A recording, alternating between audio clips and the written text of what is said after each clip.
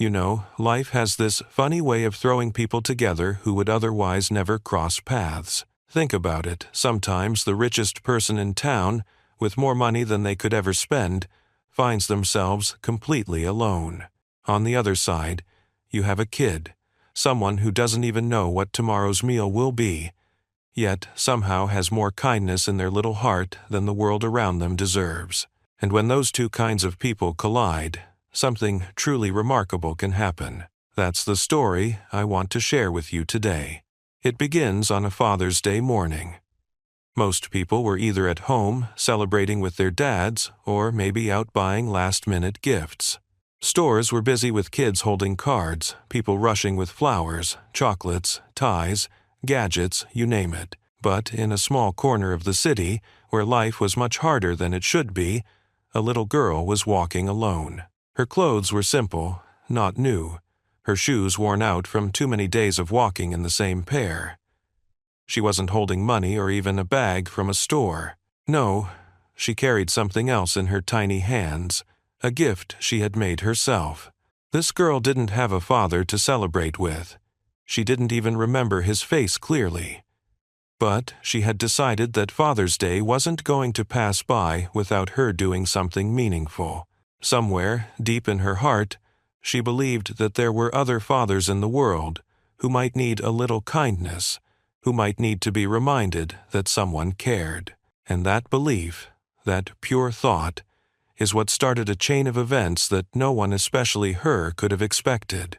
Now, let's shift scenes for a moment. In a towering skyscraper in the heart of the city, a man was staring out of a window that overlooked everything. The streets below, the parks, the stores full of happy families. He was dressed in the finest suit, one that probably cost more than the average person made in a month. His office was massive, decorated with art that could fill museums, and yet, despite being surrounded by luxury, his face was expressionless, almost lifeless. His name was Mr. Grayson, a billionaire who had everything money could buy but nothing that truly mattered. You see, Mr. Grayson had built his empire with ruthless focus. He knew numbers, he knew deals, he knew how to buy and sell companies. What he didn't know anymore was how to smile without faking it. His wife had passed away years ago, and his only son, frustrated with his father's coldness, had cut off all ties.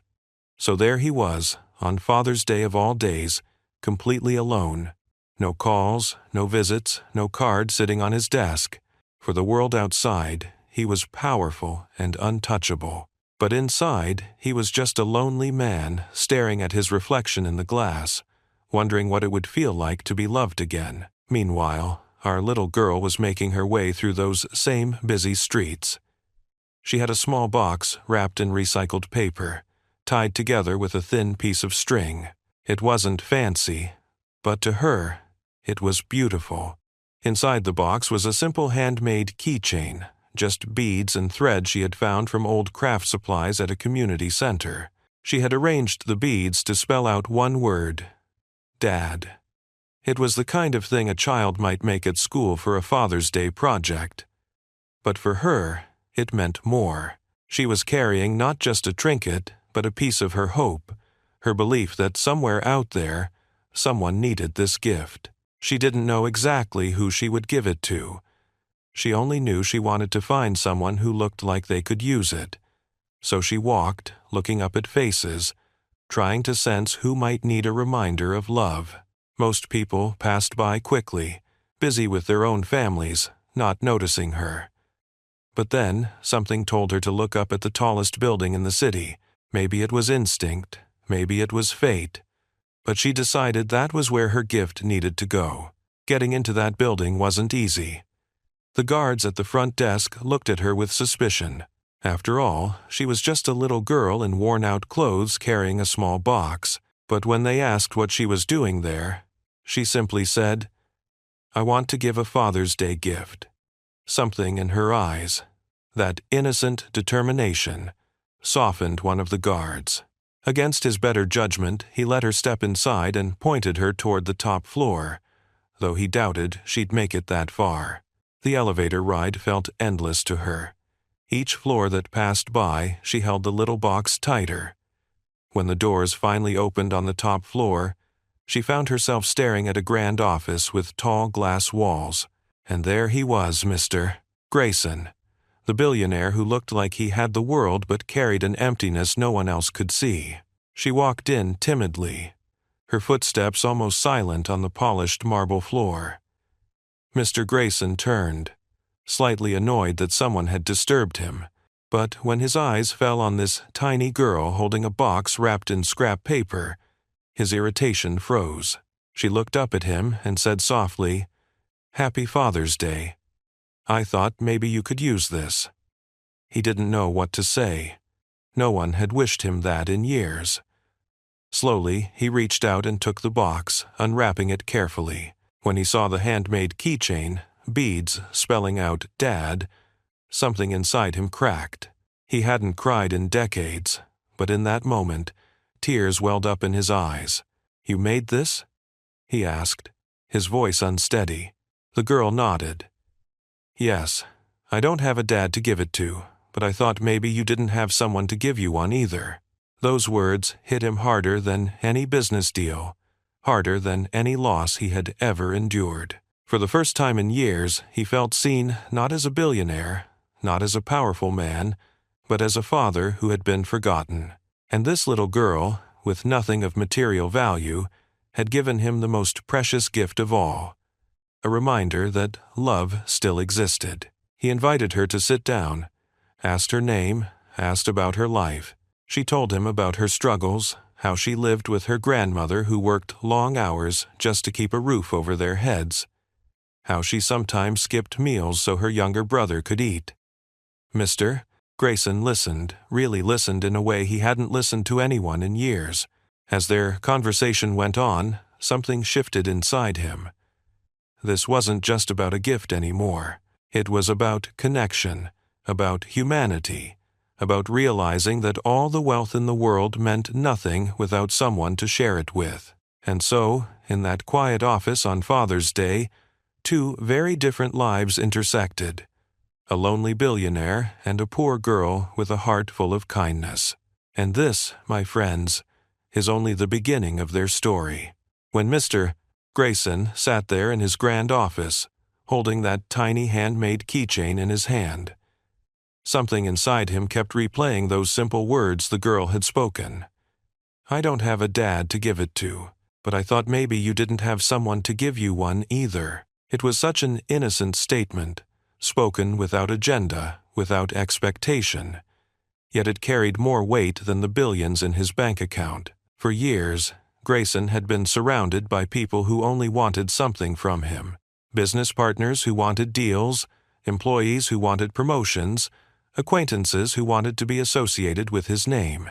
Even family members, when they were still around, often came to him because of what he could provide, not who he truly was.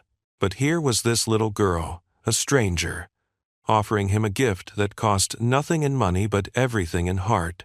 He set the keychain gently on his desk, afraid that even the act of holding it too tightly might ruin its fragile form. He looked across at the girl. She was sitting in a chair that seemed far too big for her small frame, her legs swinging because they couldn't quite reach the floor. She wasn't fidgeting or nervous. She sat calmly, almost as if she belonged there. "What's your name?" he asked finally. "Lila," she replied softly. "Lila," he repeated, as though trying to memorize it. "And you live with your grandmother?" She nodded. "Yes. She takes care of me and my little brother. She works a lot, though. I try to help when I can." Grayson leaned back in his chair, his mind spinning. How could a child who had so little be so willing to give? He had spent a lifetime accumulating, hoarding, guarding what was his. And yet, here was Lila, freely offering a piece of herself to a man she didn't even know. He felt something he hadn't in a long time. Curiosity, not about markets, not about numbers, but about a person. "Tell me," he said. "Why did you decide to give me this?" Lila tilted her head, as if the answer was obvious. Because everyone should feel loved on Father's Day, even if it's just for a moment. That answer nearly broke him. He turned toward the massive windows, blinking quickly to fight back the tears threatening to fall. It wasn't just that he missed his son, though he did. More than he could admit even to himself, it was that he realized how long it had been since anyone had cared for him without conditions. For a while, they just sat in silence. Lila looked around the office, her eyes wide at the artwork, the expensive furniture, the view that stretched endlessly. To her, it was like another world, far removed from the small apartment she shared with her grandmother. But she wasn't intimidated. Instead, she asked questions like any curious child would. "Do you really own this whole building?" "Yes," Grayson replied with a faint smile. "And all the other ones too?" "Not all," he chuckled. "But a few." She nodded thoughtfully, as though processing that. "That must be nice. But does it make you happy?"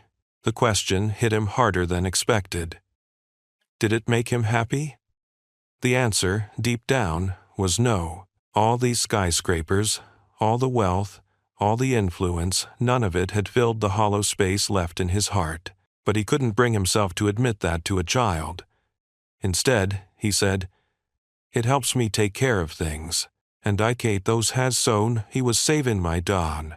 Lila gave him a look, the kind only children can give unfiltered, almost as if they see straight through the walls adults build. "But it doesn't help with being lonely, does it?" Grayson froze. He hadn't told her he was lonely. He hadn't told anyone, yet she had seen it, felt it, in just a few minutes. He exhaled slowly, realizing that sometimes it takes the innocence of a child to say the truths adults bury. After a moment, he leaned forward. "You're right, Lila. It doesn't help with being lonely." She smiled, not triumphantly, but warmly, as if she had just confirmed something she already believed. "That's why I thought you should have the gift. Because no one should feel lonely today. And was it matter? Who, so, and Kreese." Her words, simple as they were, stirred something inside him. He found himself asking about her school, her favorite things to do, her dreams. She answered with enthusiasm. She liked drawing, reading, and helping her grandmother. Her biggest dream was to one day have a small bakery, because she loved the smell of bread and thought it made people happy. Grayson listened intently. Every word she spoke painted a picture of a life so different from his own, yet so genuine. And for the first time in years, he wasn't thinking about meetings, deadlines, or profits. He was simply present, absorbed in the moment. As their conversation stretched on, his assistant knocked gently on the door, reminding him of an upcoming meeting. Normally, Grayson would have brushed off everything to get back to business, but this time he waved her away. The meeting could wait. What mattered was right in front of him. "Lila," he said after a pause, "would you like to see something?" Her eyes lit up. "What is it?" He stood and extended his hand. She placed her small hand in his without hesitation, and together they walked across the office to a hidden door behind a bookshelf. With the press of a button, the door opened, revealing a private terrace overlooking the entire city. The view was breathtaking, skyscrapers stretching toward the sky, cars like tiny ants moving below, the horizon painted with the glow of the setting Sunday. Lila gasped. "It's so beautiful." Grayson watched her, not the view. Her face lit with pure wonder, her eyes wide with awe. It reminded him of his son when he was younger, back when life had been simpler, back when love had been present in his home. The memory was bittersweet, but standing there with Lila, it felt like a second chance. He took a deep breath. "Lila, I need to thank you. Not just for the gift, but for reminding me of something I had forgotten." She tilted her head. "What did you forget?" They were headed to the Daydots. That love doesn't have to be big or grand. Sometimes it's just a simple act, like giving someone a gift to remind them they're not alone. She nodded, as if that made perfect sense. "Grandma says love is like bread. Even a small piece can make someone feel full. Grayson smiled, a real smile this time, not the polite mask he usually wore. Your grandmother is a very wise woman. They stood there for a while longer, watching the city together. For the first time in what felt like forever, Grayson didn't feel like the richest, lonely man in the world. He felt human. He felt connected, and it was all because a little girl had walked into his office with a handmade keychain. As the evening grew closer, Lila said she needed to go home before her grandmother worried. Grayson didn't want the moment to end, but he also knew she had her own life to return to. He asked his driver to take her safely home, insisting that it was no trouble at all. Lila hesitated, but when she saw the sincerity in his eyes, she agreed. Before she left, she turned to him and said, "Happy Father's Day again, Mr. Grayson." He swallowed hard and replied, "Thank you, Lila. You've given me the best Father's Day I've had in years." As she left the office, clutching nothing but the memory of their time together, Grayson remained on the terrace, holding the little keychain in his hand. He knew then that this wasn't the end of their story. It was only the beginning of something much greater. When Lila left that skyscraper in the back seat of Mr. Grayson's sleek black car, she didn't feel like she had just visited one of the most powerful men in the city. She didn't even fully grasp the scale of what had happened. To her, she had simply followed her heart, given a gift to someone who looked like they needed it. That was all. Children rarely think in terms of consequences or ripple effects. They just act out of instinct. But the truth was, what Lila had done was about to change not just Mr. Grayson's life, but her own. As the driver carefully navigated the car through the streets back toward Lila's neighborhood, she pressed her face against the window, staring at the city lights. It was a world she rarely got to see this way, gliding through in a luxury car instead of walking the cracked sidewalks on tired shoes. The driver, a man named Thomas, glanced at her through the rearview mirror. He'd been working for Grayson for years and had driven countless wealthy clients, business partners, and executives. But never a child like this. "You must have made quite an impression on the boss," Thomas said with a kind smile. Lila looked at him innocently. "I just gave him a gift, that's all." Thomas chuckled softly. "Well, it's been a long time since I've seen him smile like that. You did more than you think." When they pulled up in front of her, building a modest, weathered apartment complex with chipped paint and rusty railings, Lila thanked him politely and ran upstairs to her grandmother. She burst into the small kitchen, breathless with excitement, and told her everything. The skyscraper, the office, the billionaire, the terrace with the view of the whole city. Her grandmother, worn from a long day of cleaning houses, listened with a mixture of disbelief and cautious concern. "Lila," she said gently, "you shouldn't be bothering men like that. People like him live in a different world. We don't belong in it." "But Grandma," Lila protested, "he was kind. He listened to me. And he was lonely. I could see it." Her grandmother sighed, torn between worry and admiration. She knew her granddaughter had a heart too big for her own good. "Sometimes," she said carefully, "the rich don't understand people like us. They might seem kind, but their lives are complicated. Just be careful, all right?" Lila nodded, though in her heart she didn't feel like she had done anything wrong. She had simply given kindness where it was needed. Meanwhile, back in his office, Grayson was still sitting at his desk long after Lila had gone. The keychain rested in front of him, its bright beads spelling out the word Dad. He stared at it for what felt like hours, his mind drifting through memories he had long buried. He thought of his son, how small his hand used to feel in his own, how his laughter once filled their home.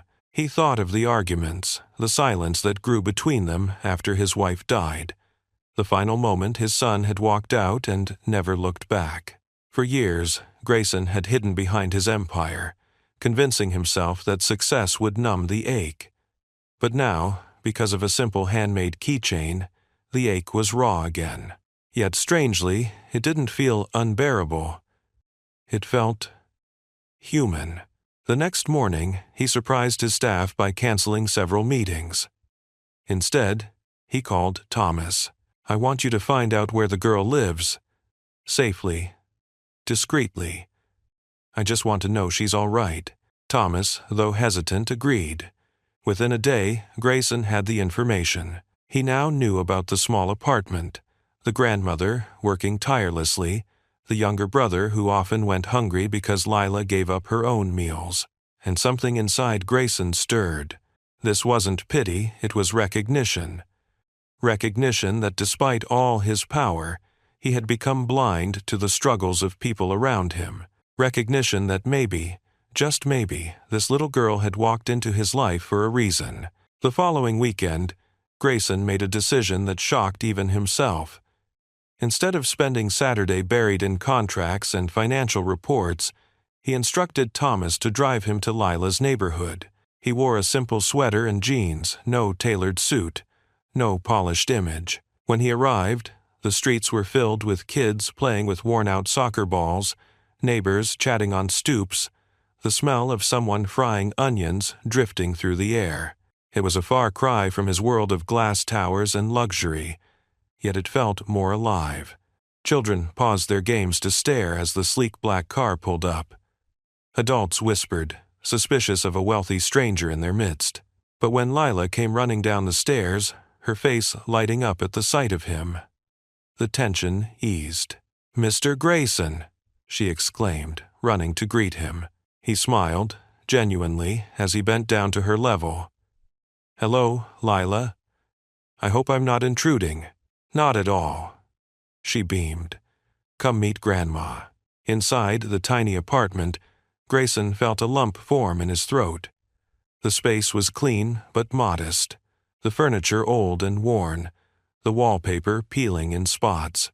Lila's grandmother stood cautiously in the kitchen doorway, wiping her hands on her apron. "You must be Mr. Grayson," she said politely but firmly. "Yes, ma'am," he replied, extending his hand. "I just wanted to thank you for raising such a remarkable girl. She reminded me of something very important." The grandmother shook his hand, her eyes narrowing slightly with suspicion. She had seen wealthy people before, usually from a distance, and they rarely came with good intentions. Still, there was something in his voice that felt sincere. Lila chattered excitedly, showing Grayson her drawings taped to the wall, the books she loved to read, even the small corner where she and her brother slept. Grayson listened to every word, nodding, smiling, occasionally asking questions. He had sat in boardrooms with presidents and billionaires, but never had a conversation felt so meaningful. Before he left that day, he discreetly handed the grandmother his business card.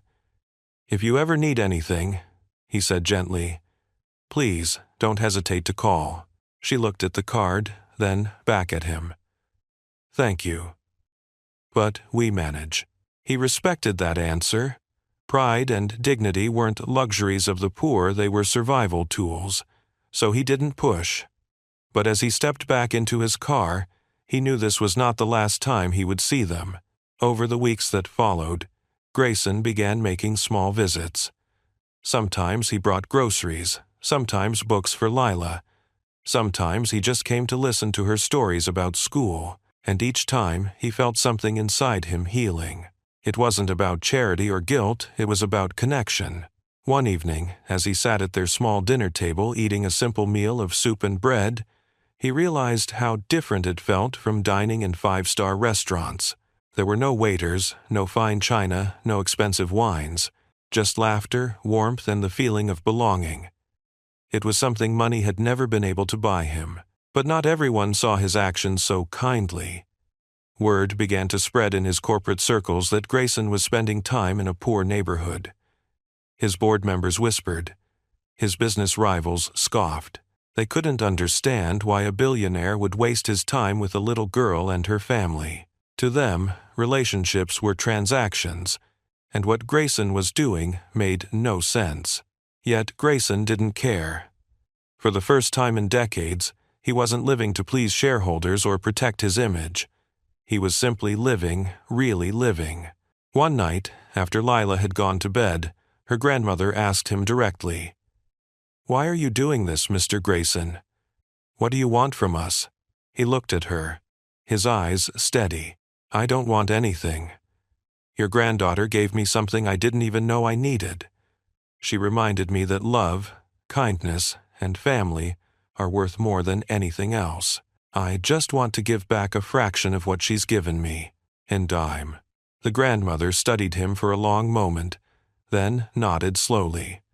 For the first time, she allowed herself to believe that maybe, just maybe, this man truly meant what he said. By the time autumn rolled into the city, the relationship between Mr. Grayson and Lila's family had grown into something that felt both strange and wonderful. Strange, because it was hard for anyone to imagine a billionaire spending his evenings in a modest apartment with peeling paint and mismatched furniture. Wonderful because it felt genuine.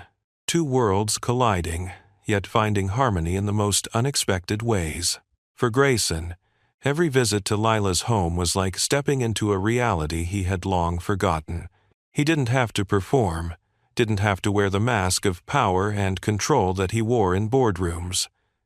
In that tiny kitchen, sitting at a table that wobbled slightly on one leg, he could just be a man. Not a CEO, not a tycoon, just a man who listened to stories, who laughed at silly jokes, who sometimes even helped wash dishes after dinner. For Lila and her grandmother, his presence became a kind of steady comfort. At first, neighbors whispered, suspicious of his motives. Some thought he was using them for publicity. Others feared he would exploit their kindness. But as weeks turned into months, it became clear that this was not a show. Grayson never brought cameras, never sought attention. He simply showed up, consistently, with sincerity. One evening, after dinner, Lila pulled out a sketchbook. She loved to draw, and though the paper was thin and the pencils worn down to stubs, her imagination was limitless. She showed Grayson her latest drawing. A little bakery with colorful cakes in the window, people lined up outside, and a sign above the door that read, "Lila's Bake Shop." Grayson studied it carefully. "Is this your dream?" he asked. She nodded eagerly. "Yes. I want to make bread and cakes and pies, and I want everyone to feel happy when they smell it. Grandma says bread makes a house feel like a home."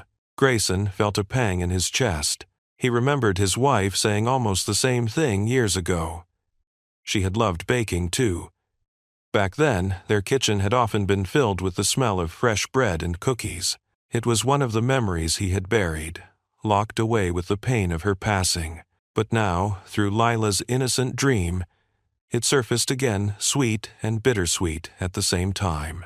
"That's a beautiful dream," he said softly. "And I think it's one worth chasing." From that night forward, something shifted in him. Grayson, the man who had spent his entire life chasing wealth, began thinking about dreams that had nothing to do with money. And more importantly, he began to wonder how he could help Lila achieve hers. But life, as it often does, doesn't unfold without challenges. One crisp October morning, as Grayson walked into his office, his board of directors was waiting for him. They had grown increasingly concerned about his behavior, canceling meetings, spending less time on acquisitions, disappearing into neighborhoods they deemed beneath his status. "Grayson," one of them said bluntly, "this distraction is costing us focus. Investors are asking questions. Where are your priorities?" Grayson looked around the table at the men and women who had built his empire alongside him. Their eyes were sharp, their tones clipped. They spoke the language of money, efficiency, return on investment. They didn't understand the language of humanity that Lila had reintroduced into his life. "My priorities," he said slowly, "are exactly where they should be. For too long I've let money dictate every decision I make. But I've come to realize that money isn't the only measure of success." There were gasps, murmurs, even scoffs. "Are you saying you're willing to jeopardize billions for the sake of sentiment?" One director sneered. Grayson's jaw tightened. Once upon a time, he would have cared deeply about their approval. But now, he realized something. He didn't need it. "I built this company," he said firmly. "And if my choice is between being rich and being empty, or being human and having purpose, I choose the latter." The board was stunned into silence. Grayson knew it wouldn't be easy. There would be battles, backlash, maybe even consequences to his fortune. But he no longer cared in the same way he once did. That evening, when he visited Lila's apartment, he didn't mention the confrontation. Instead, he sat quietly, watching her and her little brother play a game with bottle caps on the floor. For the first time in years, he felt peace. Yet, even peace can be fragile. As weeks went on, Grayson began to notice things he hadn't before. The way Lila's grandmother rubbed her temples after long shifts. The way she coughed when she thought no one was listening. The way she sometimes skipped meals, pretending she wasn't hungry, so the children could eat more. One night, after Lila and her brother had gone to bed, Grayson asked her grandmother directly, "Are you all right?" She smiled faintly. "I'm fine. Just tired, that's all." But Grayson wasn't convinced. He had spent a lifetime reading people in negotiations, seeing the truth behind polished words. And he could see now that she wasn't fine. Her health was declining, silently, in the background of their lives. It worried him deeply, because if anything happened to her, what would become of Lila and her brother?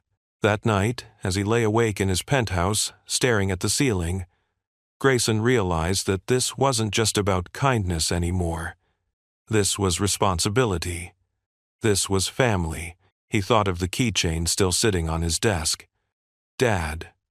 The word haunted him, but in a way that gave him hope. Could it be that life was giving him another chance at fatherhood, even if not in the traditional sense? The following weekend, he made a decision. He would not just be a visitor in their lives. He would step in, fully, to ensure that Lila and her family never had to suffer again. The first step was medical care for her grandmother. Quietly, without making it feel like charity, he arranged for her to see the best doctors in the city. When she resisted, saying they couldn't afford it, he smiled gently and said, "Consider it a gift. You've taken care of everyone else. Let someone take care of you." Slowly, cautiously, she accepted. The treatments helped, and though she still worked, she had more energy than before. Watching this, Lila's eyes shone with relief. She didn't know all the details of what Grayson had done, but she understood that he was helping in ways bigger than groceries or books. It was in those moments that their bond deepened. Lila no longer saw him as just a kind stranger. He was becoming something more, a steady presence, a protector, maybe even the father figure she had always longed for. But with every step closer, Grayson also felt the weight of something else, the memory of his own son. Could he really step into this role, knowing he had failed so deeply once before? Could he risk opening his heart, only to lose again? One evening, as he tucked Lila's brother into bed after reading him a story, he lingered by the doorway, watching the boy drift to sleep. Lila came to stand beside him, whispering, "He likes you, you know." Grayson smiled faintly. "Does he?" "Yes," she said with certainty. "He says you make him feel safe." Safe. The word cut straight through him. Once, long ago, his own son had said the same thing. And now, hearing it again, he felt both the sting of regret and the warmth of redemption. That night, Grayson knew one thing for certain. Whatever the future held, he could no longer walk away. He was bound to them now, not by obligation, but by love. And in the quiet of his penthouse, holding that handmade keychain once again, he whispered to himself, "Maybe this time I'll get it right." Winter arrived in the city with its sharp winds and gray skies. The streets that had once been alive with the colors of autumn were now blanketed in frost, and people walked faster, pulling coats tightly around their shoulders. For most families, winter meant cozy evenings indoors, warm meals, and holiday gatherings.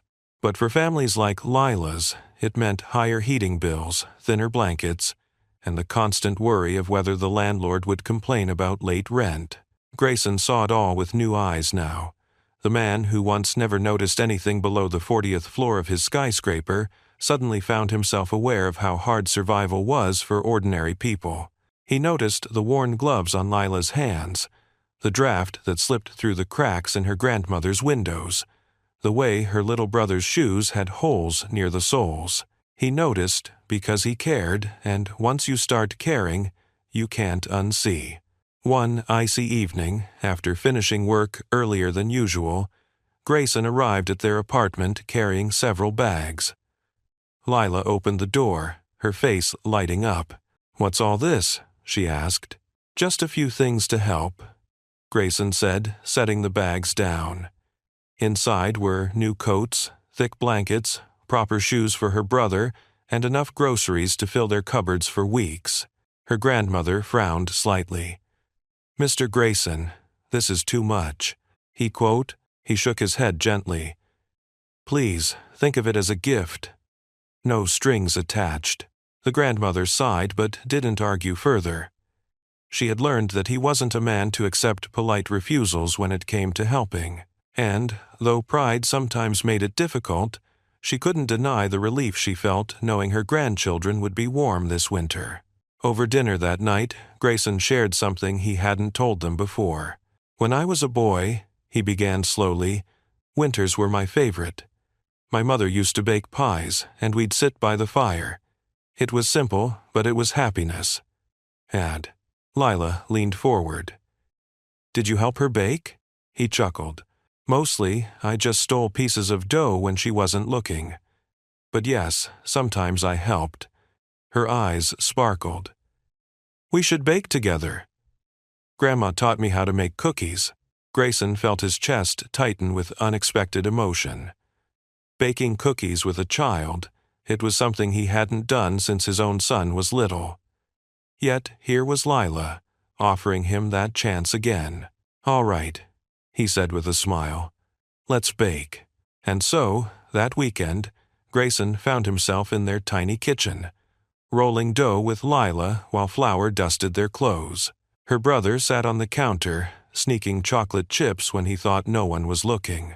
Even the grandmother joined in, her laughter soft but genuine. For a few hours, the world outside didn't matter. There were no skyscrapers, no board meetings, no loneliness, only the sweet smell of cookies and the warmth of family. It was during moments like these that Grayson realized something profound. Money could buy him the best ingredients, the fanciest kitchens, the most skilled chefs. But money could not buy the sound of a child's laughter as she proudly showed off slightly crooked cookies. Money could not buy the feeling of belonging that came from sharing simple joys. Yet, while Grayson was rediscovering family in Lila's home, trouble was brewing in his professional world. Rumors had spread beyond his boardroom. The media began whispering about the billionaire seen spending time in the poor district. Tabloid headlines speculated everything from scandal to secret philanthropy. Some accused him of trying to clean up his image. Others claimed he had a hidden mistress. None of them guessed the truth that he was simply rebuilding his soul. Grayson ignored the noise at first. But when investors began to panic, stock prices wavered, and rivals sharpened their claws, he knew he couldn't stay silent forever. At the next shareholder meeting, cameras flashed as he stepped onto the stage. For years, he had stood there boasting about profits, growth, and market dominance. This time, his speech was different. "Ladies and gentlemen," he began, "for decades, I measured success by numbers, by how many zeros I could add to the end of my fortune. But I've come to realize that success without purpose is empty. True wealth is not what you keep in banks. It's what you build in people's lives. And I intend to start building where it matters most." Gasps filled the room. Some clapped politely, others frowned, and a few outright scowled. But Grayson didn't care. He wasn't speaking for them. He was speaking for himself, for the man he was becoming. After the meeting, journalists hounded him with questions. Who is the girl? Why the sudden change? Are you stepping down as CEO? Are you stepping down as CEO? He answered little, protecting Lila and her family from the spotlight. But the story spread anyway, and soon the world began painting him in a new light, not just a billionaire, but a man with a heart. Back in her neighborhood, Lila didn't understand all the headlines. She only knew that her friend was being talked about everywhere. "Does it bother you?" she asked him one evening as they sat on the terrace of his penthouse, looking out at the snowy skyline. Grayson thought for a moment. "It used to.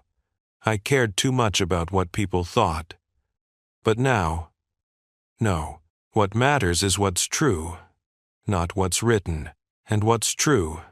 she asked, tilting her head. He looked at her with a smile that reached his eyes. "That you've given me back something I thought I'd lost forever." She beamed, not fully grasping the depth of his words, but happy nonetheless. As the winter wore on, Grayson's bond with Lila deepened further. He attended her school play, sitting proudly in the audience, while other parents whispered in awe at the billionaire in the crowd. He helped her with her homework, though sometimes she corrected him with a laugh when his math skills faltered. He even taught her little things from his world: how to tie a tie, how to read a stock chart, not because he wanted her to follow in his footsteps, but because he wanted her to know that no world was out of reach. But the most important lessons went the other way. From Lila, he learned patience, humility, and the beauty of small joys. From her grandmother, he learned resilience and dignity. From her little brother, he learned that trust is a gift that must be earned, not bought. And slowly, quietly, Grayson began to heal. Yet healing often stirs old wounds. Late at night, he still thought of his son. He wondered where he was, what he was doing, whether he would ever forgive him. The thought gnawed at him, especially as his bond with Lila grew stronger. Was he replacing his son? Was he betraying him by finding family elsewhere? Or was this his second chance to learn what fatherhood truly meant? One snowy evening, as Lila and her brother fell asleep on his couch after a movie night, Grayson sat in silence. He looked at their peaceful faces, then at the keychain still hanging from his keys. For the first time in years, he whispered a prayer not for wealth, not for power, but for the courage to be the man these children believed he could be. Outside, snowflakes drifted down, covering the city in white. Inside, in the warmth of that living room, a lonely billionaire finally felt something he hadn't in decades. Home.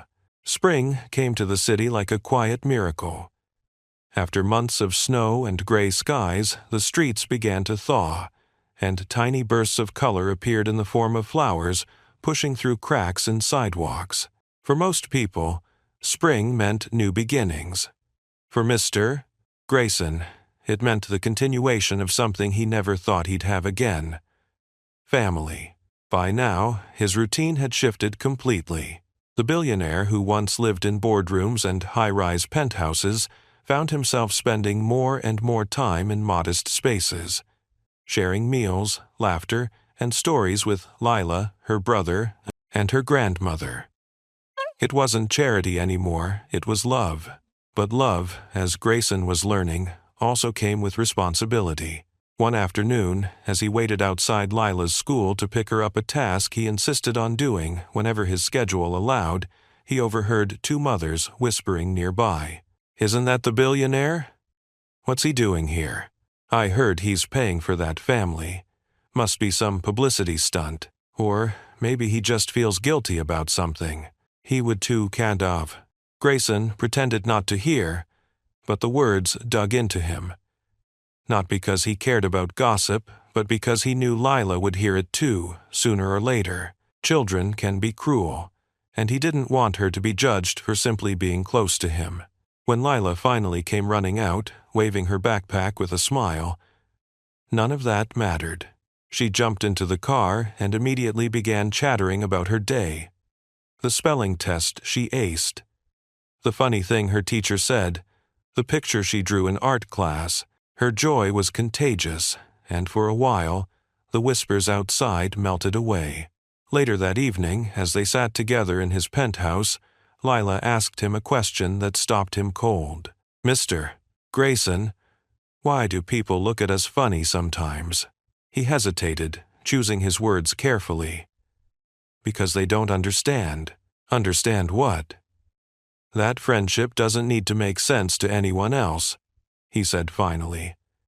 "What matters is that it's real." She nodded slowly, processing his words. "Grandma says people who don't understand love will always try to explain it away." He smiled faintly. "Your grandmother is wise, as always." Still, the moment lingered with him. He knew that if their bond continued, it would eventually draw more attention, good and bad. And he realized something else. If he wanted to truly protect Lila and her family, he would have to do more than show up with groceries and gifts. He would have to give them stability, security, and a future that no rumor could shake.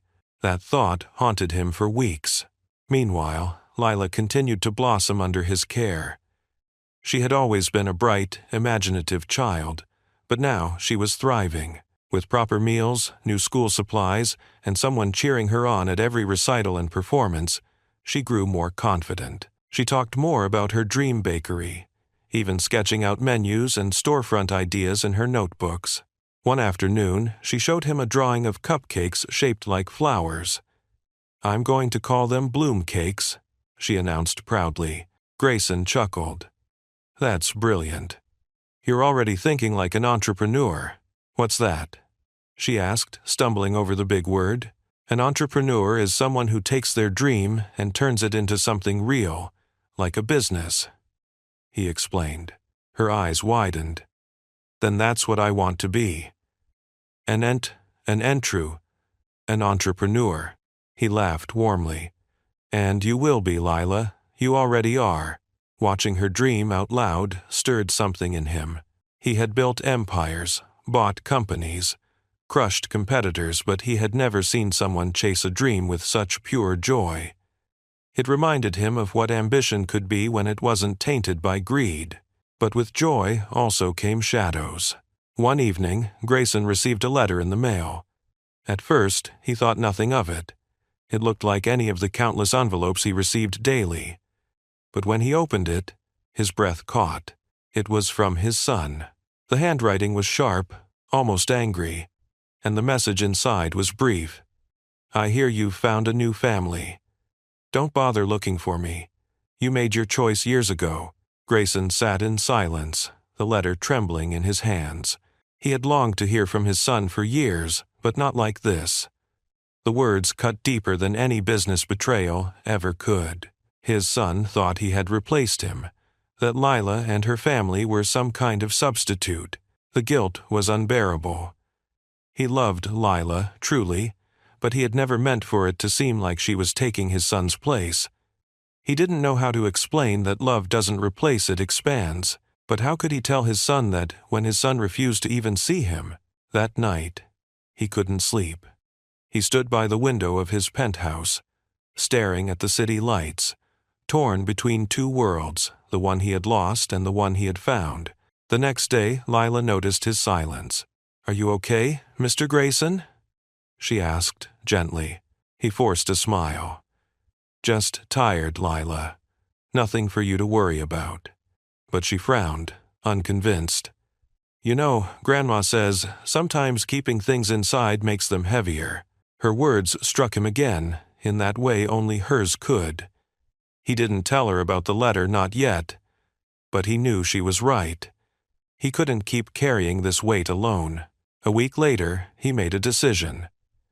He would try, one last time, to reach his son. Not to defend himself, not to explain Lila, but simply to say what had been unsaid for too long, that he still loved him. Meanwhile, he continued to be there for Lila, hiding his turmoil as best he could. He helped her bake bloom cakes in his kitchen, letting her cover his marble counters in flour and sprinkles. He read her stories at night when she stayed over, and she always insisted on saying goodnight to the keychain before falling asleep. Through it all, Grayson felt both joy and fear. Joy, because Lila filled his heart with light. Fear, because he knew that unresolved pasts have a way of catching up to the present. And he was right. One evening, as he walked Lila home, a group of reporters appeared outside her building. Cameras flashed, microphones shoved forward, voices overlapping with questions. "Mr. Grayson, is it true you've adopted this girl? Is this your secret daughter? And this n'entred within reprox the there. Are you abandoning your own family for another?" Grayson shielded Lila with his arm, guiding her quickly inside. She clung to him, frightened by the sudden chaos. Inside, her grandmother was furious. "This is exactly what I was afraid of," she snapped. "Your world and ours, they don't mix. And now she's caught in the middle." Grayson's chest ached. She wasn't wrong. His world of power and wealth was full of sharks, always ready to twist the truth. He had wanted to protect Lila, but instead, he had exposed her. That night, he sat alone once more, staring at the little keychain. He realized that if he wanted to truly protect her, he couldn't just give her gifts or shield her from cameras. He had to build a foundation so strong that no rumor, no headline, no whisper could tear it apart. And that meant making a choice. Was he willing to risk his reputation, his fortune, even his fragile chance at reconciliation with his son for Lila? As he held the keychain tightly, the answer rose inside him like a tide. Yes, because sometimes family isn't about blood. It's about who shows up, who stays, and who loves without conditions. And for Grayson, that family now included a little girl who had once walked into his office with nothing more than a handmade gift. The days following the media ambush outside Lila's apartment were some of the hardest Grayson had faced in years. He had weathered financial crashes, hostile takeovers, even betrayals from his closest allies. But this was different. This wasn't about numbers or profits. This was about people, about a child who had trusted him and now had cameras flashing in her face because of his choices. Grayson's instincts told him to fight back, to call in his PR team, to spin the story in his favor. That's what he had always done. Control the narrative, bend the truth, come out on top. But when he looked at Lila's frightened face as she clung to him that night, he realized something important.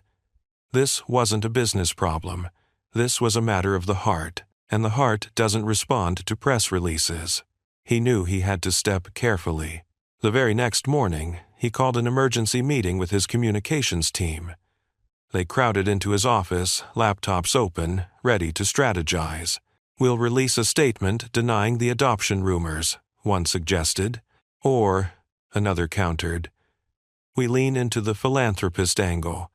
Say you're sponsoring this family out of goodwill. Maybe we should highlight your donations to children's charities," a third offered. Grayson slammed his hand on the table, startling them all. "No." The room went silent. "I will not reduce this girl to a publicity stunt," he said firmly. "She's not an angle, she's not a headline, she's family." His words hung in the air. Some of his staff shifted uncomfortably, unused to hearing their boss speak with such raw emotion. But Grayson didn't care. For once, he wasn't trying to win public approval. He was trying to protect what mattered. Later that day, he drove himself no driver, no entourage to Lila's school. He wanted to make sure she was all right, to reassure her in person. When she came out of class, her shoulders slumped and her eyes downcast, he felt his heart ache. "Rough day?" he asked gently. She nodded. "Some kids said I'm only your friend because you're rich. They said you don't really care about me." Grayson knelt down so their eyes met. "Listen to me, Lila. People will say things they don't understand. But what matters isn't what they say, it's what we know. And I know that I care about you more than anything. Do you believe me?" Her lip trembled, but she nodded. "I believe you." He smiled and pulled her into a hug. then that's all that matters. Still, he couldn't ignore the reality. Their lives were becoming intertwined in ways that demanded more than words. If he truly wanted to protect her, he needed to take action that went beyond groceries, beyond visits, beyond late-night conversations about dreams.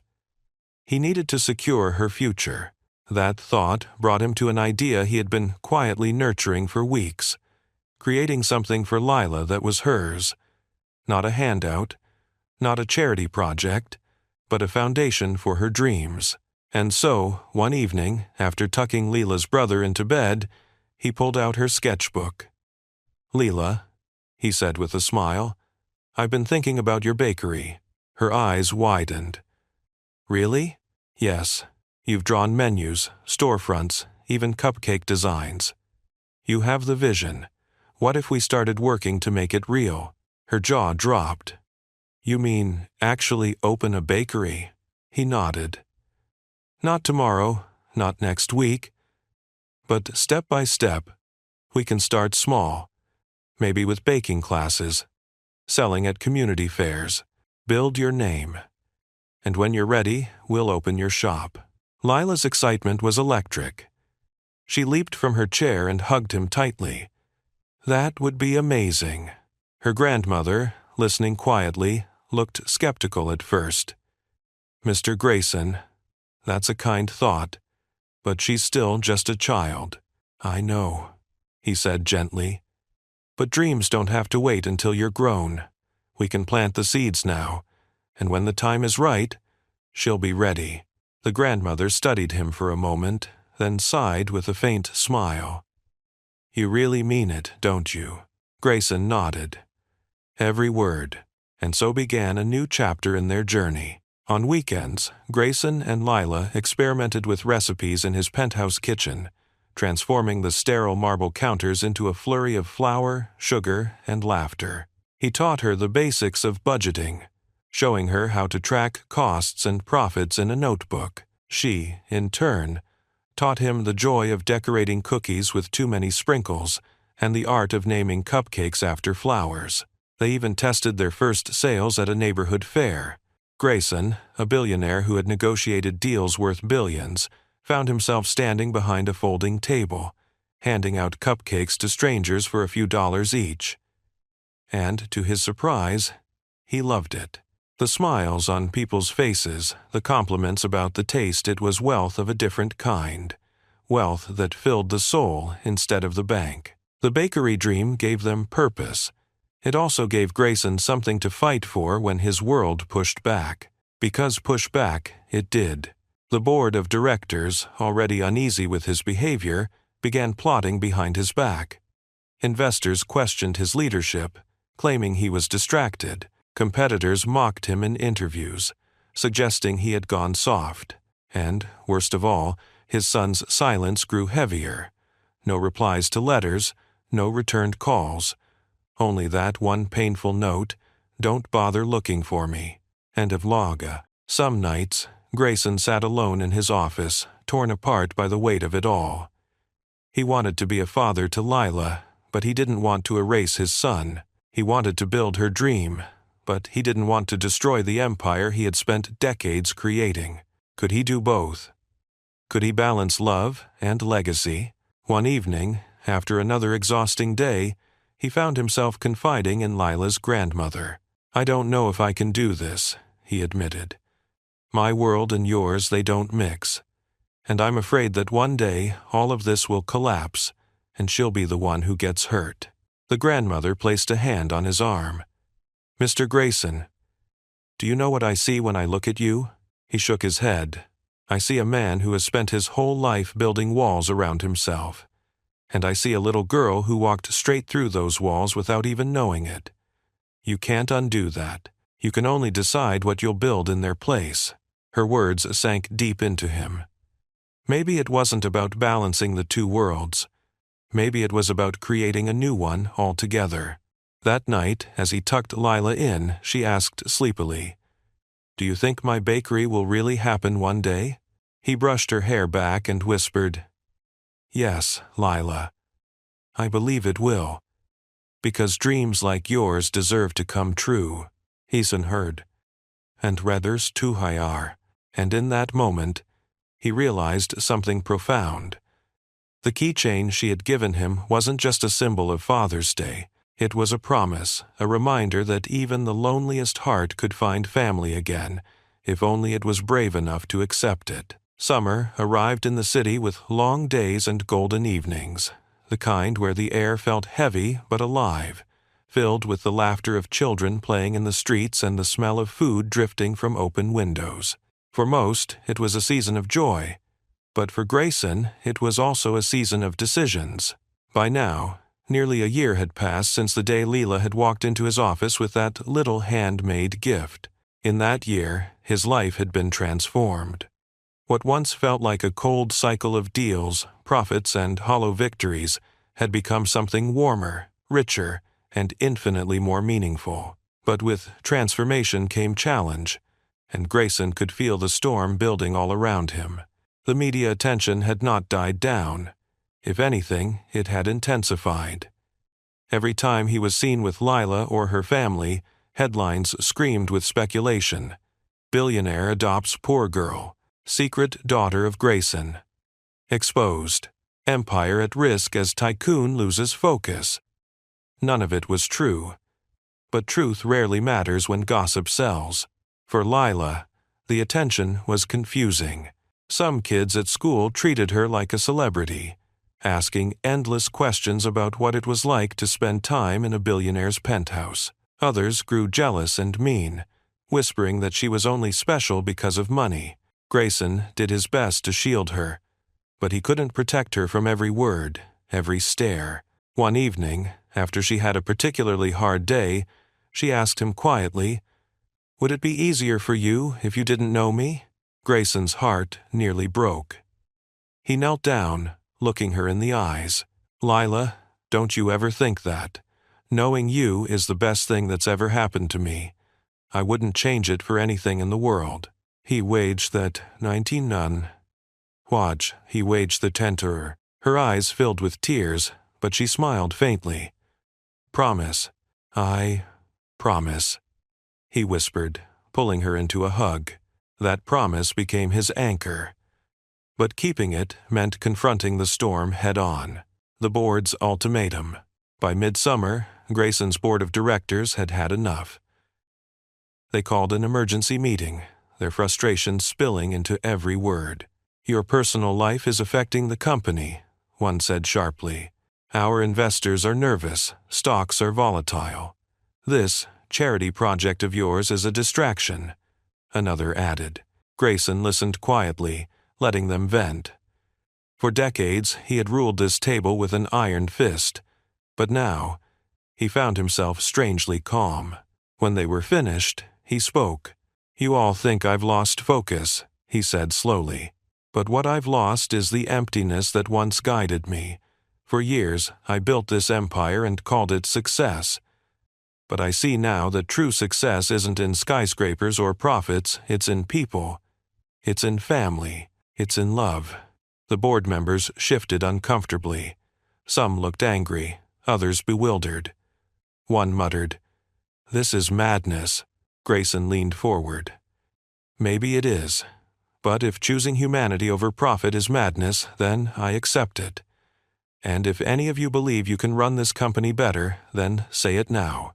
The room fell silent. They weren't ready to challenge him openly. Not yet. But Grayson knew the seeds of rebellion had been planted. A letter from the past. That night, as he sat alone in his penthouse, he pulled out the letter from his son again. The words still stung. "Don't bother looking for me. You made your choice years ago."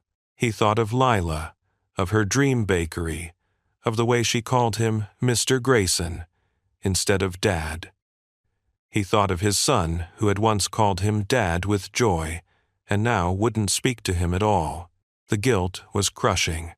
Could he truly build a new family without healing the wounds of the old one? Could he be a father to Lila without betraying the memory of the son he had lost to his own mistakes? The next morning, he made a decision. He instructed Thomas, his driver, to track down his son not aggressively, not invasively, but gently, through mutual contacts. If there was even a chance to speak with him, to explain, to apologize, he would take it. Weeks passed with no word. Then, one evening, Thomas handed him a note. "From your son," he said quietly. The note was short, but softer than the last one. "I'm not ready to see you, but I'm listening. Write to me if you want." It wasn't forgiveness. It wasn't reconciliation. But it was a door cracked open. And for Grayson, that was enough. He began writing letters long, heartfelt letters in which he admitted his failures, shared his regrets, and spoke of the lessons Lila had taught him. He didn't know if his son read them, but sending them felt like a step toward healing. The bakery dream. Meanwhile, Lila's bakery dream began to take shape. Grayson rented a small space in the neighborhood, not far from her apartment. It wasn't a grand storefront on a fancy street. It was modest, warm, and welcoming, with enough room for an oven, a counter, and a few small tables. When Lila saw it for the first time, her eyes filled with wonder. "Is this really for me?" "It's for us," Grayson said with a smile. "For your dream." His action. Together, they painted the walls, hung up her drawings as decorations, and set up a chalkboard menu where she carefully wrote "Bloom Cakes" at the top in big, uneven letters. Grayson handled the permits and logistics, but the spirit of the place was all Lila's. On opening day, neighbors crowded the little shop. Some came out of curiosity, others out of support. Lila stood proudly behind the counter, handing out cupcakes and cookies with the confidence of a true entrepreneur. Grayson watched from the side, his chest swelling with pride. "This is just the beginning," he whispered to himself. Shadows of doubt. But as Bloom Cakes began to flourish, so did the shadows of doubt. The media caught wind of the bakery, spinning it as Grayson's latest publicity stunt. Headlines mocked him. From boardrooms to bakeries has Grayson lost his mind. His board grew even more restless, pushing harder for his resignation. And though Grayson didn't regret a single choice, he felt the pressure mounting. One evening, as he and Lila cleaned up the shop after a long day, she noticed his tired eyes. "Are you okay?" she asked softly. He forced a smile. "Just a little worn out. Grandma says when you're tired, it's because your heart is carrying too much," she said wisely. Grayson chuckled. "Your grandmother should be giving boardroom speeches instead of me." Have her wanting to has overweighed. But deep down, he knew she was right. His heart was carrying too much love for Lila, guilt for his son, the weight of an empire he no longer believed in. And he knew something had to give. A choice. One night, as he sat alone in his office, the city lights twinkling outside, he stared at the little keychain still hanging from his keys. Dad. He realized that the word wasn't about blood or titles.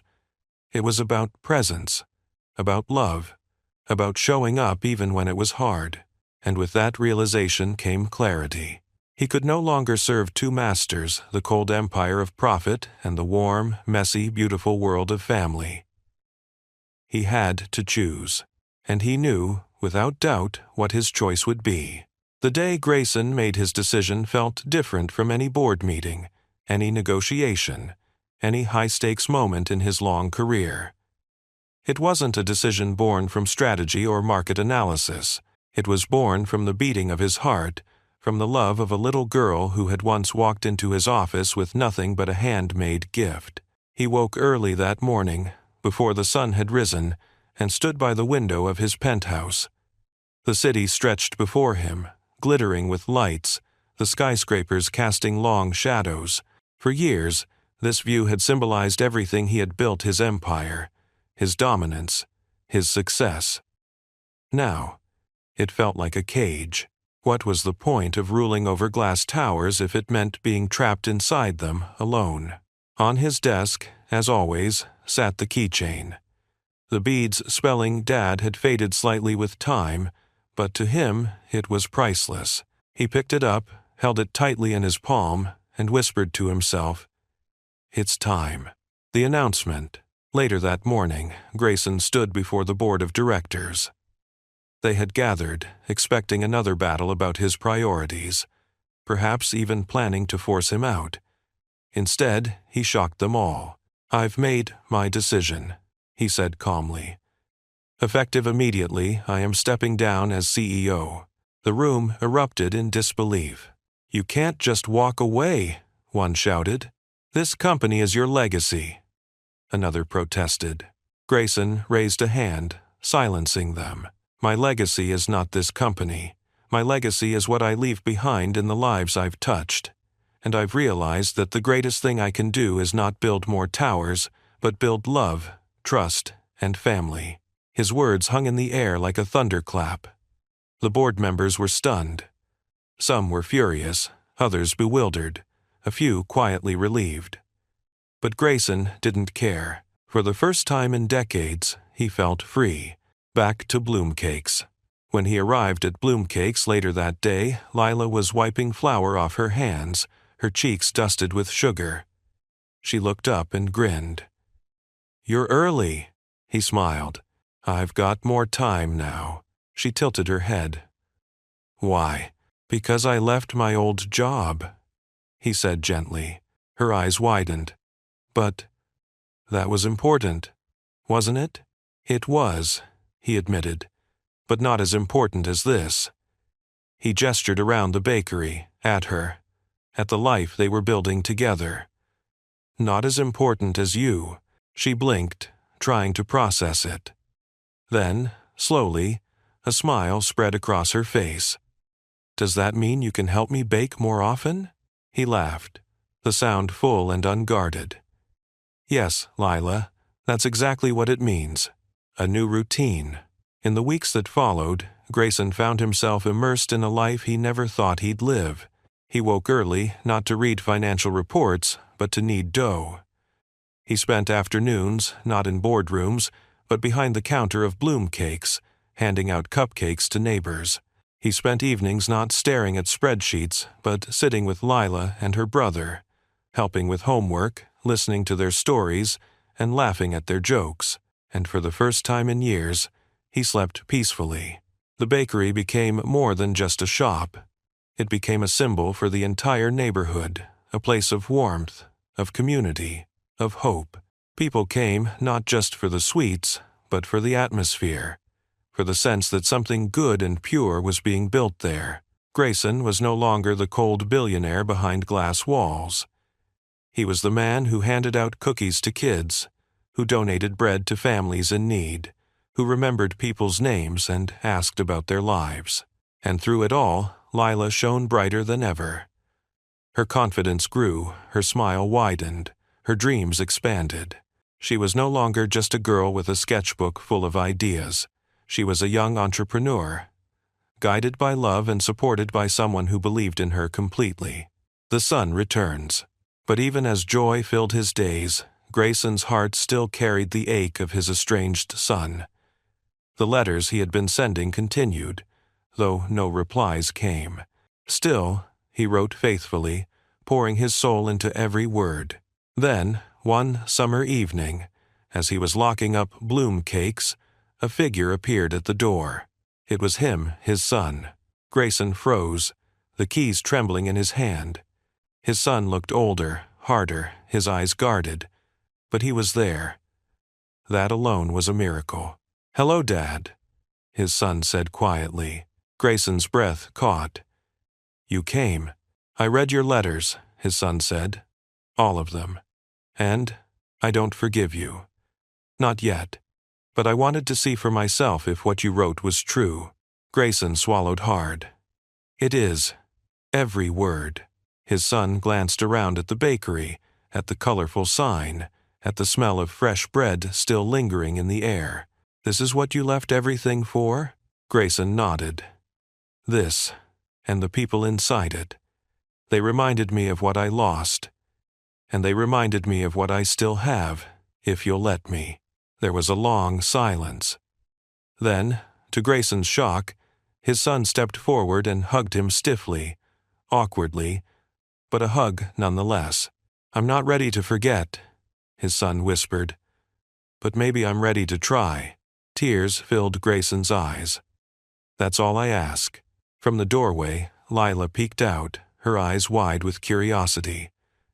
Grayson smiled through his tears and beckoned her forward. "Lila?" he said softly. "This is my son." She grinned, extending her hand. "Hi. Do you like cookies?" He sewed the tearments of hard. His son blinked, then chuckled despite himself. Yeah, I do."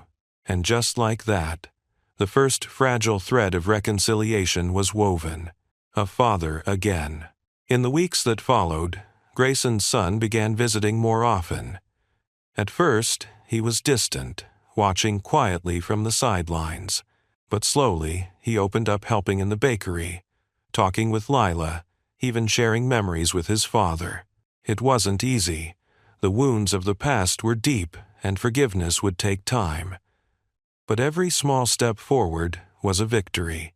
One evening, as they sat together after closing, Grayson's son looked at him and said, "You're different." Grayson nodded. "I had to be. For too long, I was lost. But Lila showed me the way back." His son studied him for a long moment, then sighed. "Maybe it's not too late for us either." For Grayson, those words were worth more than all the fortunes he had ever made. The meaning of Dad. It was Father's Day again, 1 year after the day everything had changed. The bakery was closed, but inside, the little family gathered around a small table. Lila handed Grayson a box wrapped in bright paper. "Open it," she urged.